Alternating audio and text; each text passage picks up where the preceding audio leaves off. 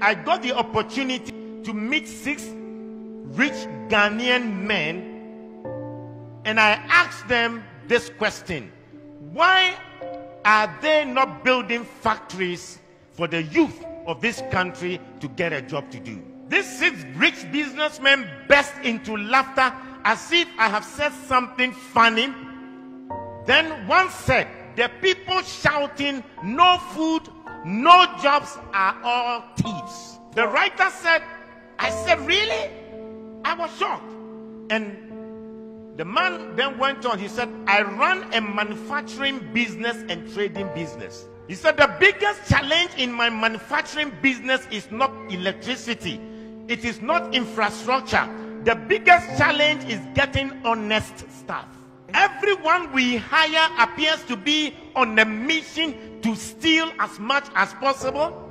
They will inflate invoices, recording less than the actual number of units produced. The worst part of it all is that all the fraud we have uncovered is not done by a single person. It is usually many staff who collude with each other, from the production line to sales to finance and even to top management.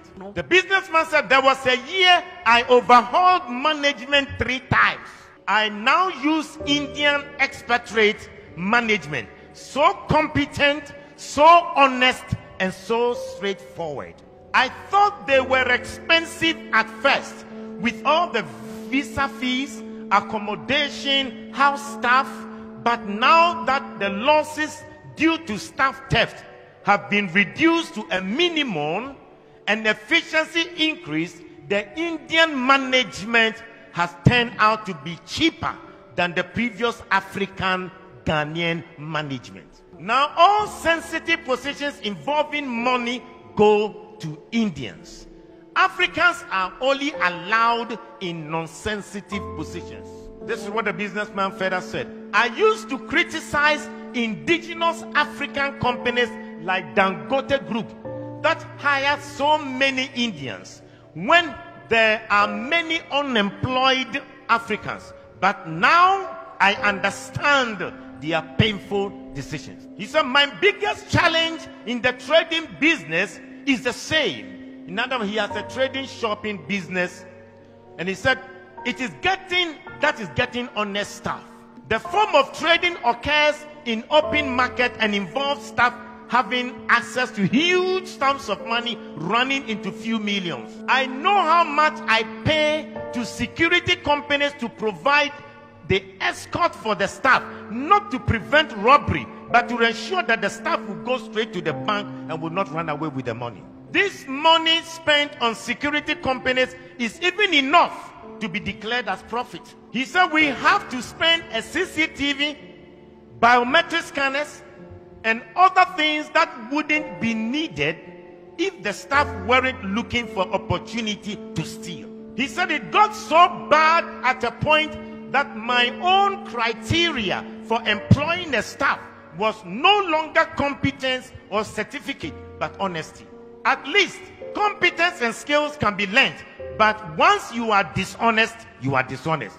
He said we always complain of the economy and how there are no jobs.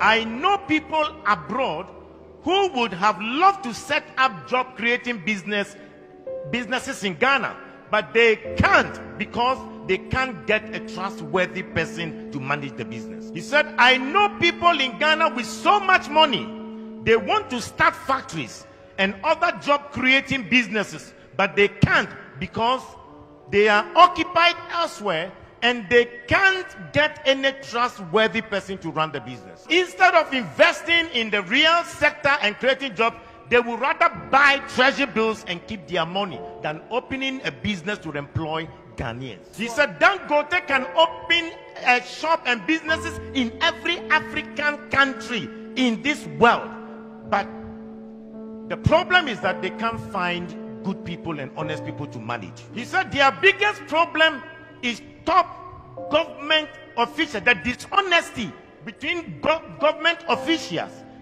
that is preventing Africa to become better. He says start a small farm and they start a small poultry farm, and they will steal the eggs. He said if they don't steal the eggs, they will intentionally kill the chicken and the fowls, and then they will ask you if they can take it home. That's an entertainment center or a game center, and then the money will go into the pockets of the workers. He said the day the sales will go very high, that is when the business owner is there himself. He said they forget that they are eating your money, but they are also eating their future. Buy a car and let somebody run it as a taxi, and then they will finish you. Start a restaurant, and the people will take half of the foodstuffs into their house for food. He said even the small business shop, the small kiosk in town, people will still find a way to steal from the shop owners. The worst thing that happens is that they will make this code that that every person eats from where he works. They will justify the stealing. He said, I usually say the reason most Ghanaians haven't stolen billions of money is that they haven't gotten the opportunity. How can a businessman say that he managed his company and the Ghanaians he employed were running down the company?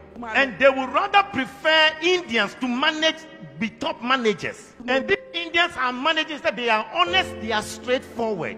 The Indians are not Christians, but most companies in Africa have trusted them because they can run their companies very well. 70% of the population are Christians here in Ghana. 17% or 16% are Muslim. You put that together, over 92% of the people in Ghana are religious. So you ask yourself the question, what is the use of going to church?